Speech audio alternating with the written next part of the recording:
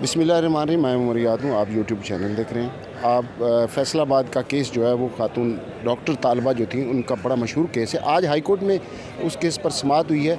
हमारे पास मौजूद हैं बड़े मशहूर व मारूफ और सीनियर एडवोकेट आफ्ताब बाजवा साहब। वो बताएंगे कि आज इस केस में क्या कार्रवाई हुई है, और तालबा भी वो हमारे साथ हैं, वो भी बताएंगी कि उनके साथ असल में वो वाक़या क्या पेश हुआ था।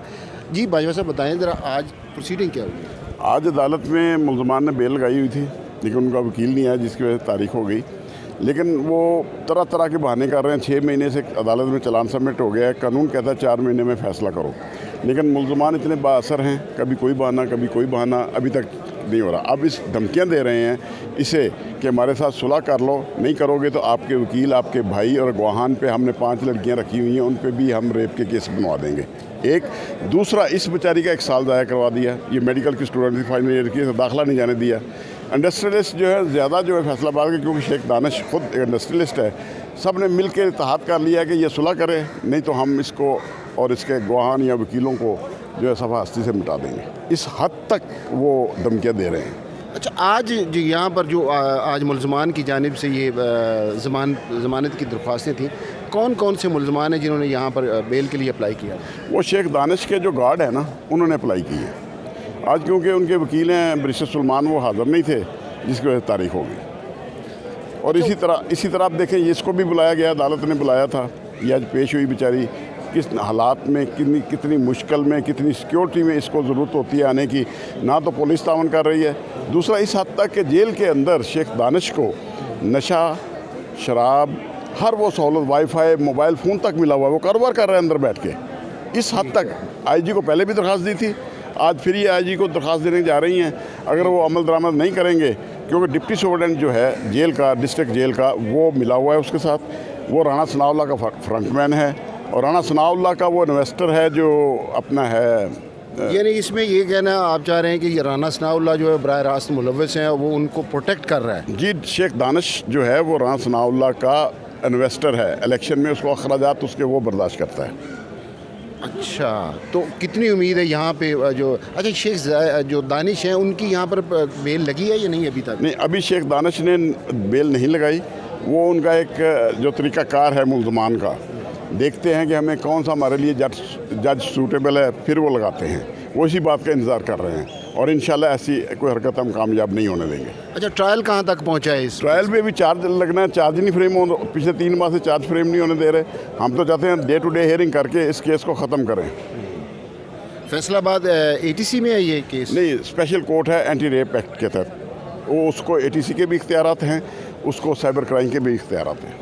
अच्छा, आप बताइए कि आपके साथ वाक़या क्या हुआ था, और इस पर अभी तक आपको जो मुख्तलिफ, जैसे कि बाजवा साहब बता रहे थे कि थ्रेट्स भी हैं आपको, पहले तो आप वो वाक़या बताइए, उसके बाद जो सूरत हाल आपके साथ अभी तक पेश आ रही है उसको भी वजाहत से बताइए। जी, फैसलाबाद के एक इंडस्ट्रियलिस्ट हैं शेख दानिश अली, जिन्होंने मुझे प्रपोज़ल भेजा था और मैंने उनका प्रपोज़ल एक्सेप्ट नहीं किया। वो उनकी मेल ईगो पे हर्ट हो गया था, जिसकी वजह से उन्होंने मुझे बहुत ज़्यादा टॉर्चर और ह्यूमिलिएट किया था, ताकि मैं किसी भी तरीके से मान जाऊँ और उस इंसान के ख़िलाफ़ ना जाऊँ। लेकिन मैंने उस इंसान के ख़िलाफ़ स्टैंड लिया। इससे पहले भी कई ज़्यादा बातें सुनने में आ चुकी थी कि ये शख्स ऐसे ही करता है लड़कियों को के साथ जुल्म और ज़्यादतियाँ, लेकिन ऐसी कोई भी लड़की नहीं थी जो कि स्टैंड ले सके उनके ख़िलाफ़। मैंने स्टैंड लिया और मैं यहाँ तक आई हूँ। मैंने अभी तक उसको जेल में ही है और मैं स्टैंड कर रही हूँ। लेकिन अच्छा, एक बात बताइए कि पता चला था कि उसकी बेटी जो है वो आपकी सहेली थी, क्या वो बेटी भी उसमें इस काम में मुलव्वस थी?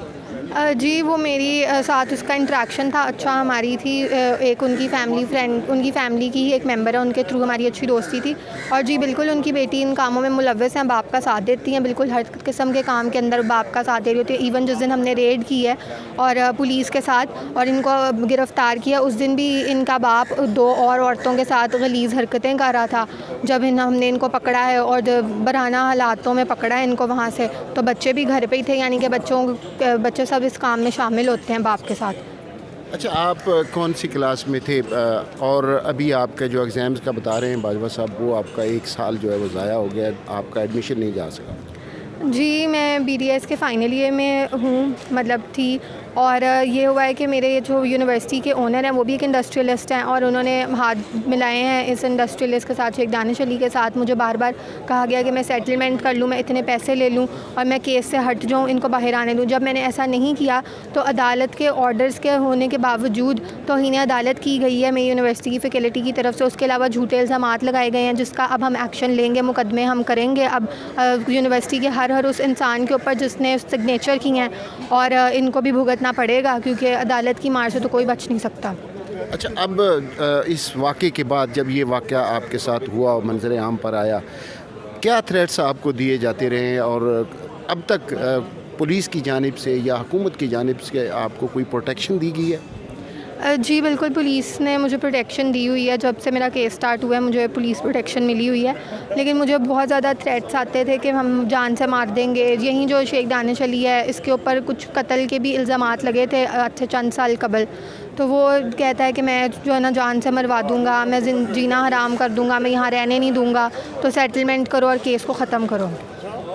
जी, ये तालिबा थी जिनके साथ ये अंदोनाक फैसलाबाद में वाक़या सामने आया था। केस हाई कोर्ट में है और इनको थ्रेट्स भी हैं। कहती हैं कि हम मज़ीद इसके ऊपर कार्रवाई के लिए जो है मुतल्लका फोरम से रजू भी करेंगे। अब तक के लिए इतना ही। उमर याद को इजाज़त दीजिए। अल्लाह हाफ़िज़।